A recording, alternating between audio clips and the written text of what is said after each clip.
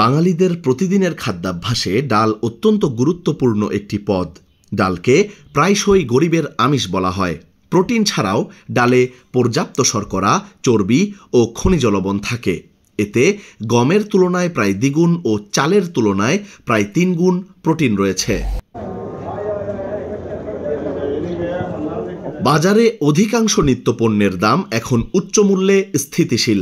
তার ভেতরেও বাজার ঘুরে দেখা যায় ডালের দামে কিছুটা স্বস্তি ফিরে আসছে। চট্টগ্রামের খাতুনগঞ্জে রমজানকে উপলক্ষ করে আমদানি করা হয় পর্যাপ্ত ডাল। সে হিসেবে পাইকারি বাজারে ডালের দাম কমেছে। চনার ডাল আছে 140 টাকা কেজি, মটর আছে 70 টাকা কেজি, মটরের ডাল 75, আর চনা আছে 130 টাকা কেজি। মসুর ডাল চিকনটা 140 টাকা আর মোটাটা 110। আগের তুলনামূলকভাবে কিছুটা নিয়ন্ত্রণে আছে। মসুর ডাল মোটাটা এখন 100 টাকা চলে, 102-3 টাকা এরকম চলে।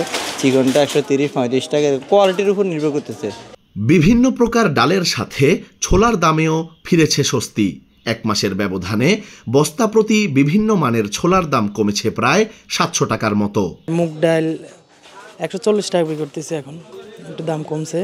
চনার ডালের দাম কমছে, হয়তো মাল অ্যাভেলেবেল আসতেছে, কারণে মার্কেট শর্ট হলে তো মনে করেন মালের দাম বৃদ্ধি হয়ে যায়।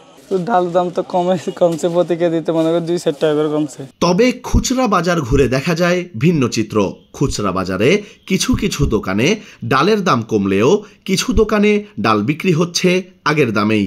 তবে বেশিরভাগ খুচরা দোকানিরা বলছেন ডালের দাম আগের তুলনায় কিছুটা কম। বিভিন্ন প্রকারের ডাল এবং ছোলার দাম ও মান ভেদেও রয়েছে পার্থক্য।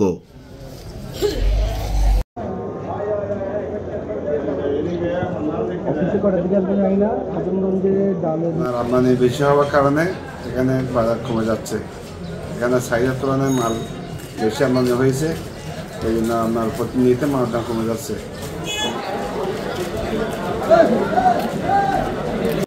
বাজার মোটামুটি স্থিতিশীল, কোনো বাজার ঊর্ধ্ব দিকে নেই, সব নিম্ন দিকে।